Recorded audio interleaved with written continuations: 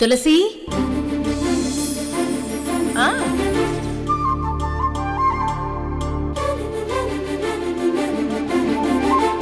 SI గారు, నిజాలన్నీ విన్నారు కదా? ఎవరు దోషులో ఎవరు నిర్దోషులో ఇప్పుడు మీకు అర్థమైందా? అర్థమైంది తులసి గారు.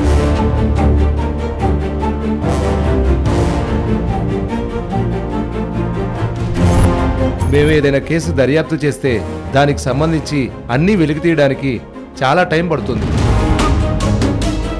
కానీ మీరు కొన్ని రోజుల్లోనే కొన్ని గంటల్లో వెలికి తీశారు, నిజాలు చెప్పించారు. నా బిడ్డను కాపాడుకోవాలి కదా ఎస్ఐ గారు.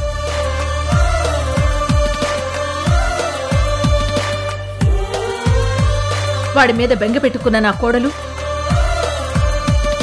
రేపు ఏం జరుగుతుందోననే భయం గుప్పెట్లో ఉన్న నా కుటుంబాన్ని కాపాడుకోవడం నా బాధ్యత.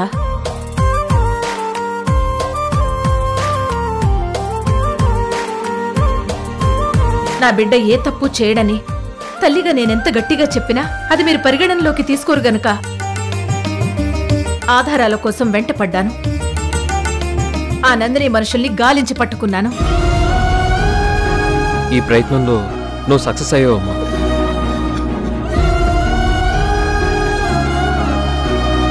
ఇప్పుడు మా భయం పోయింది.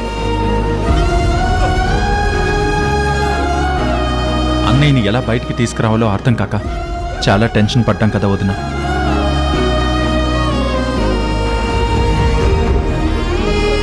ఇప్పుడు ఆ టెన్షన్ పోయినట్టే కదా? ఇక నువ్వు సంతోషంగా ఉండొదినా? అత్తయ్య గారి మీద నమ్మకం ఉంది, కానీ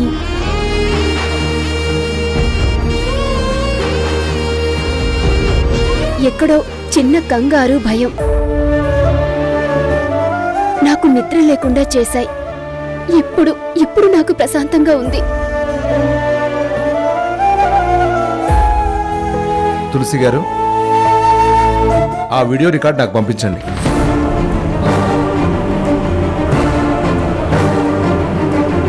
అది చాలు, వెంటనే వెళ్ళి నందినిని అరెస్ట్ చేయడానికి. అలాగే ఎస్ఐ గారు, ఇప్పుడే పంపిస్తాను. పంపించండి, చూడండి.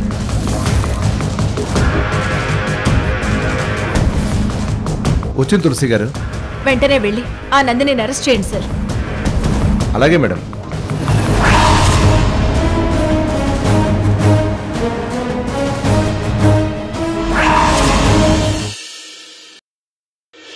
కేసు పూర్వాపరాలు పరిశీలించగా నేరం చేశాడని ఆరోపించబడ్డ విష్ణు ఏ నేరం చేయలేదని రుజువైంది. విష్ణు మీద రిజిస్టర్ అయిన కేసు కొట్టివేయబడింది. ఈ హత్యా నేరానికి వెంకట్ అనే వ్యక్తిని పురిగొల్పిన నందినిని మరియు వెంకట్ను వెంటనే అరెస్ట్ చేసి రిమాండ్కి తరలించవలసిందిగా కోర్టు ఆదేశిస్తుంది. అదిగో వస్తున్నాడు.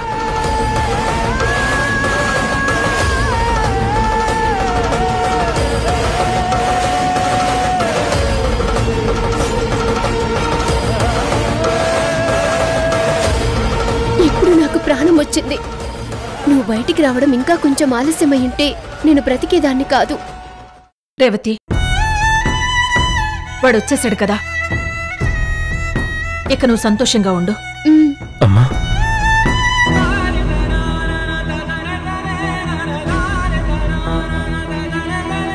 నాకు చాలా సంతోషంగా ఉందిరా. అన్నయ్య,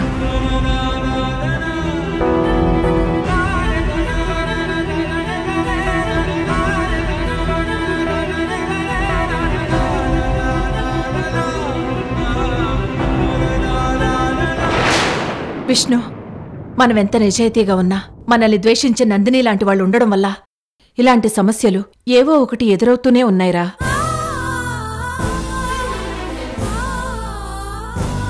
ఇక ముందు ఆ నందిని వల్ల మన కుటుంబానికి ఎలాంటి హాని జరగకుండా శిక్ష పడేలా చేశాను.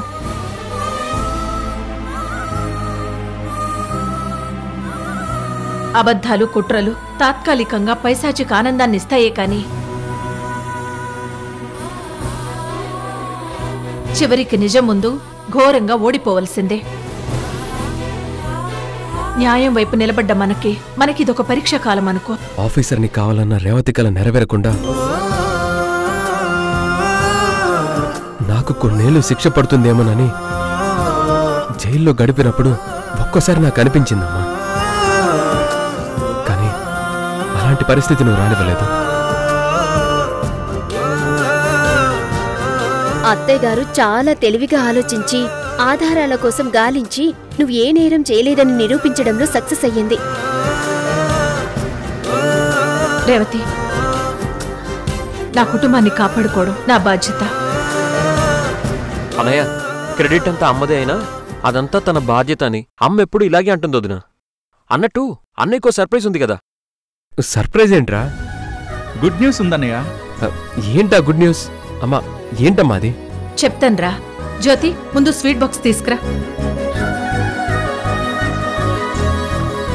ఏంట్రా అది?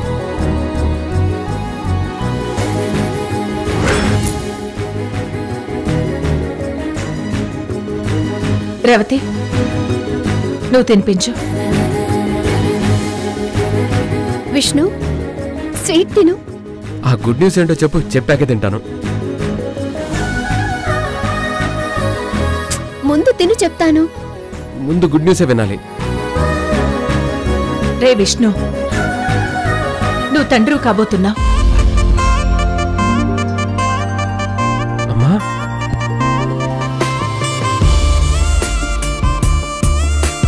నువ్వు నాన్నవు కాబోతున్నావు Vishnu. Thank you. Congratulations. Congratulations.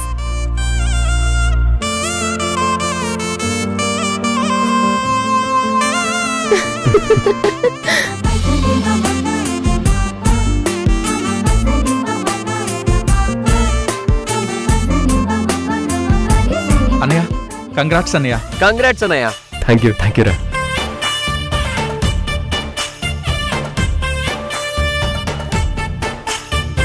మిమ్మల్ని ఇలా చూస్తుంటే నాకు చాలా ఆనందంగా ఉందిరా.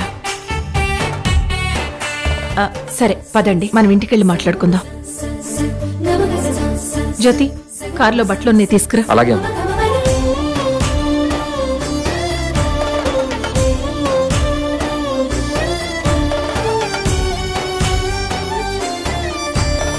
విష్ణు, అమ్మా. జైల్లో గడిపిన బట్టలు ఇక్కడే పడే, ఆ కవర్లో బట్టలు వేసుకురా. అలాగే అమ్మా. వెళ్ళు.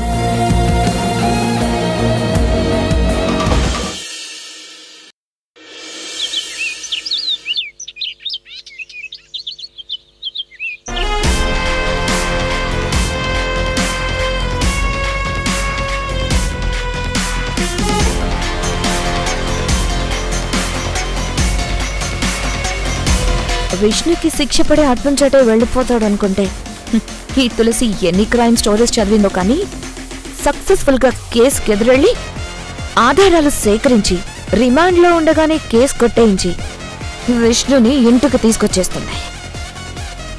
ఈ కుటుంబాన్ని శోకంలో ముంచాలని ఆ నందిని ప్లాన్ చేస్తే మళ్ళీ ఆ నందిని ప్లాన్ బెడిసి కొట్టింది. ఛే, ఇంకా నందిని మీద నాకున్న నమ్మకమే పోయింది.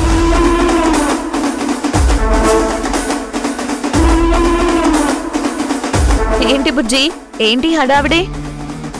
విష్ణుబాబు గారు క్షేమంగా ఇంటికి తిరిగి వస్తున్నారు కదా, తులసక్క పసుపు నీళ్లు ఎర్ర నీళ్లు కలిపి పెట్టమంది. ఏంటో ఈ ఫార్మాలిటీస్.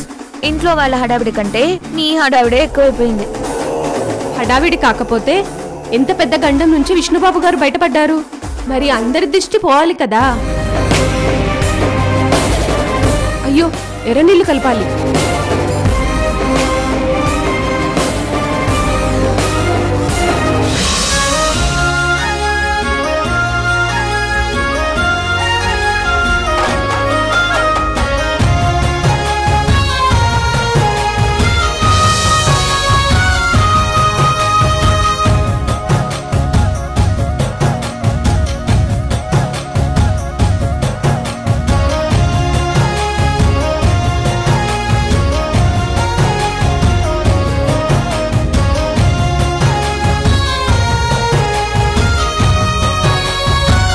రేవతి, ఉండు.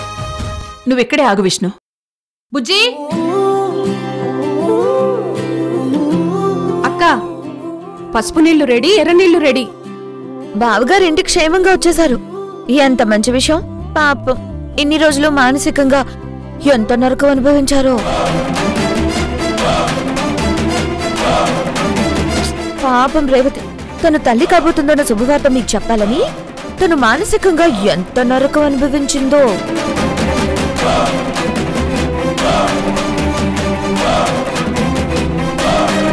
మొత్తానికి ఈ నరకం నుంచి ఇద్దరు సేఫ్ గా బయటపడ్డారు. చాలా సంతోషం.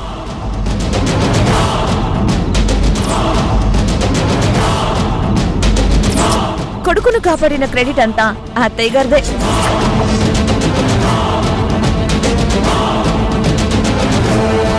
అటు రేవతిని ఓదారుస్తూ, ఇటు బావగారిని కేసులో నుంచి బయటపడేసే ప్రయత్నాలు చేస్తూ అత్తయ్య గారు కూడా చాలా వేదన అనుభవించారు. ఝాన్సీ, నా పిల్లల్ని కాపాడుకోవడం నా బాధ్యత. ఇందులో నా ప్రయత్నాలు మెచ్చుకోవాల్సిన అవసరమేం లేదు. ప్రాక్టికల్ గా చెప్తున్నాను అత్తయ్య. ఝాన్సీ, మా మీద నీకున్న అభిమానానికి చాలా థ్యాంక్స్. విష్ణు, పద, అలా కూర్చో, పద.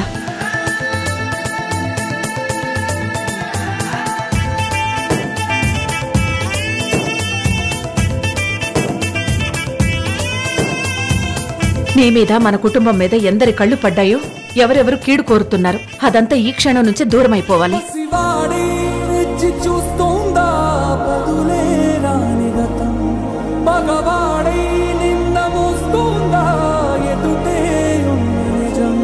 జరిగినదా కలవరం, దొరికినదా ప్రియవరం, కనుతడిగా కరిగినదా ఎదగదిలో సమరం.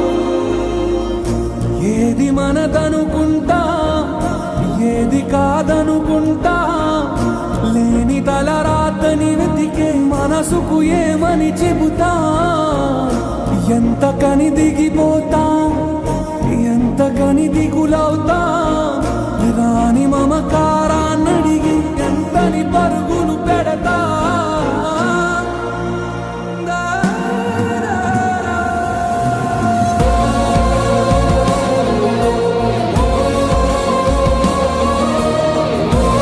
తీసుకో. విష్ణు, దిష్టంతా పోయింది. మళ్ళీ పుట్టాననుకో, ఇక నీకే కష్టం రాదు. పద లోపలికి రా.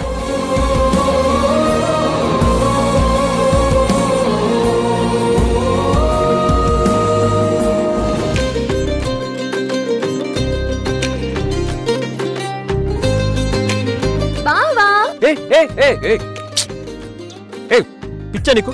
నీకు అసలు సెన్స్ ఉందా? డైరెక్ట్ గా ఇలా వచ్చేస్తావేంటి నువ్వు? ఏంటి బావా నువ్వు మరీను? రూమ్ లోకి ఇలా డైరెక్ట్ గా రాకుండా నీ అపాయింట్మెంట్ తీసుకొని రావాలా ఏంటి? అయినా ఆడపిల్లలు అంత కంగారు పడిపోతున్నావేంటి? ఓ అంత ఇదైపోతున్నావేంటి? నేను ఆడపిల్లనేంటి? మరి మగాడివే కదా, గుడ్ జెంటిల్మెన్ కూడా. అందుకే నువ్వంటే నాకు చాలా ఇష్టం. ఇష్టం, ప్రేమ, తోటకూర కట్ట అని చెప్పేసి మళ్ళీ నాతో చనువు పెంచుకోవాలని చూస్తున్నావా? ప్లీజ్ ముందు నువ్వు బయటకెళ్ళు. బావా, నువ్వు మరీ నన్నంత దూరం పెట్టాలని చూడకు. ప్రేమని ప్రేమగా అర్థం చేసుకుంటే నీ జీవితం చాలా బాగుంటుంది. ఏంటి? అవును బావా, లక్ష్మి సంజయ్ని పెళ్లి చేసుకుని హ్యాపీగా సెటిల్ అయిపోయింది. మరి నీ పరిస్థితి ఏంటి? ఈ సంవత్సరం కాకపోయినా నెక్స్ట్ ఇయర్ అయినా, లేదంటే ఆ నెక్స్ట్ ఇయర్ అయినా నువ్వు పెళ్లి చేసుకోవాల్సిందే కదా. చేసుకోను. నువ్వు చేసుకోనని మొండికేసినా, మీ ఇంట్లో వాళ్ళు నిన్ను బలవంతంగా ఒప్పించైనా ఒక అమ్మాయినిచ్చి పెళ్లి చేసేస్తారు. ఆ అమ్మాయి నేనే ఎందుకు కాకూడదు? బావా, ఆ రోజు పార్క్ లో కొట్టిన దెబ్బే నేనింకా మర్చిపోలేదు. ఈ దవడ చాలా నొప్పిగా ఉంది. ఈసారి కొట్టావంటే ఇటువైపు పళ్ళన్నీ ఊడిపోతాయి. అంత పని చేయకు బావా. పిచ్చి పిచ్చి వేషాలు వేస్తే అదే చేస్తాను. ఇంట్లో నుంచి పంపించేస్తానని చెప్పాను కదా. బావా, ఒక మనిషిని ద్వేషించడానికి ఎంతోసేపు పట్టదు, ఈ ఇంట్లో నుంచి వెళ్ళగొట్టడానికి ఎంతోసేపు పట్టదు.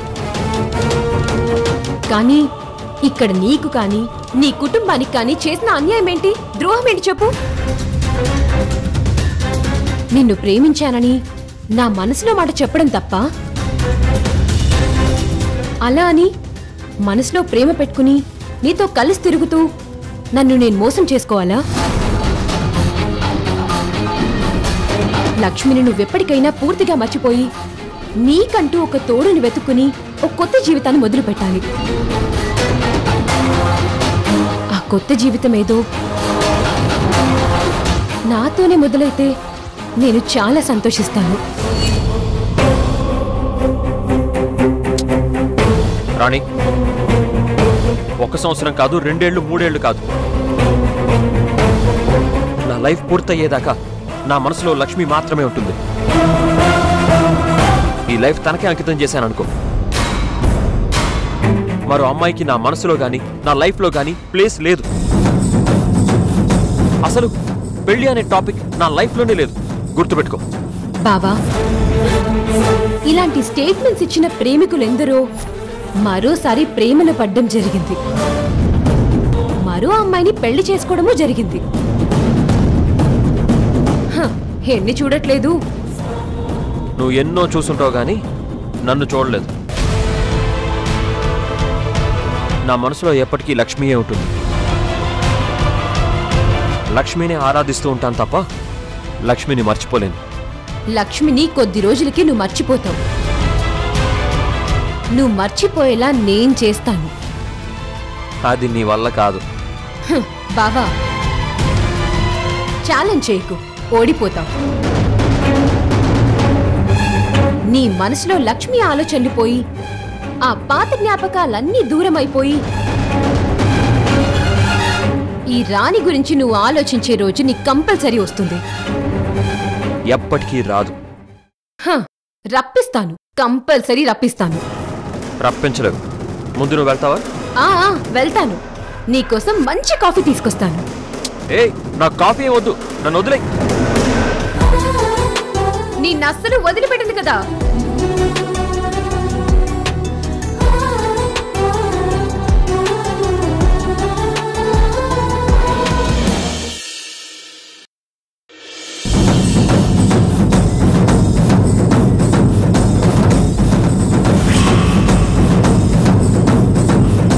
నమ్మకంగా పనిచేస్తున్న నన్ను చంపాలని చూస్తావా?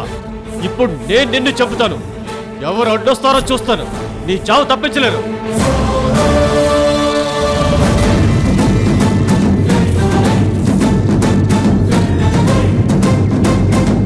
నందిని, నందిని! ఏ వెంకట్, కోర్టులో లొంగిపోయి నువ్వు చేసిన పాపాలన్నీ ఒప్పుకున్నవాడివి డైరెక్ట్ గా జైలుకు వెళ్లాల్సింది పోయి ఇలా ఊడిపడ్డావేంటి? అంటే నువ్వు పోలీసుల నుంచి తప్పించుకుని వచ్చావన్నమాట. తప్పించుకుని పారిపోయే ఆలోచనే నీ బుర్రలో ఉంటే మరి తప్పులన్నీ ఎందుకు ఒప్పుకున్నట్టు? నీకసలు బుర్ర బుద్ధి ఉందా? ఇక్కడికి ఎందుకు వచ్చావు? ఎందుకు వచ్చానంటే అదే అడుగుతున్నాను, ఎందుకు వచ్చావు? నందినిని చంపడానికి వచ్చాను. నందినిని చంపడానికి వచ్చాను. నందినిని చంపడానికి వచ్చాను. మేడం మేడం అంటూ నందిని గారి దగ్గర పనిచేస్తున్న నువ్వు ఇప్పుడు ఆ నందినిని చంపడానికి వచ్చావా? అవును, నందినిని చంపేస్తాను. వెంకట్, నీకేమైనా పిచ్చి పట్టిందా? అవును, నాకు పిచ్చి పట్టింది. నందినిని చంపాలనే పిచ్చి పట్టింది. నన్ను కిడ్నాప్ చేయించి నన్ను చంపించాలని చూసిన ఆ నందిని నాకు శత్రువు. ఆ నందినిని చంపేస్తాను. వెంకట్, నువ్వు రాకేష్ అనే అతని మీద ఆల్రెడీ హత్య ప్రయత్నం చేశావు. నువ్వే ఒప్పుకుని పోలీసులకు సరెండర్ కూడా అయిపోయావు.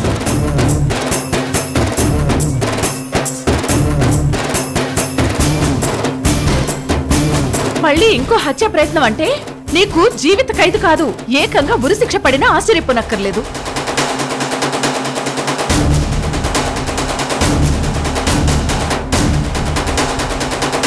మర్యాదగా పోలీసులకి లొంగిపో, చట్టాన్ని గౌరవించు. తులసమ్మా, నన్ను ఆపాలని చూడకో. నన్ను కిడ్నాప్ చేయించిన ఆ నందినిని నేను చంపాల్సిందే.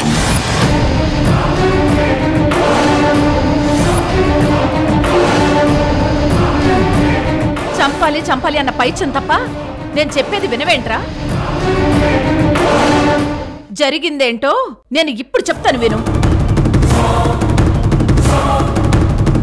నిన్ను కిడ్నాప్ చేయించింది, నీతో అన్ని నిజాలు వాగించింది నేనే.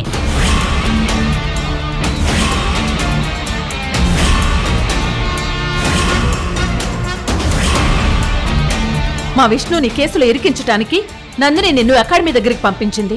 నువ్వు నందిని మనిషిగా కాకుండా మా విష్ణు పంపిన మనిషిగా రాకేష్ దగ్గర నటించి వీడియో రికార్డ్ చేయించావు. నేనన్ని విషయాలు తెలుసుకున్నాను.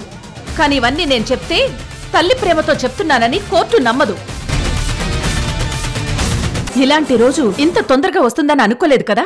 నా కొడుకుని బయటకు తీసుకురాలేనని నాతోనే ఛాలెంజ్ చేశావు. కానీ క్షేమంగా ఈ కేసులోంచి బయటపడేశాను. నన్ను అరెస్ట్ చేయించినంత మాత్రాన నీ కుటుంబం కథ సుఖాంతమైందనుకుంటున్నావా? ఇప్పుడే మొదలైంది అసలైన కథ.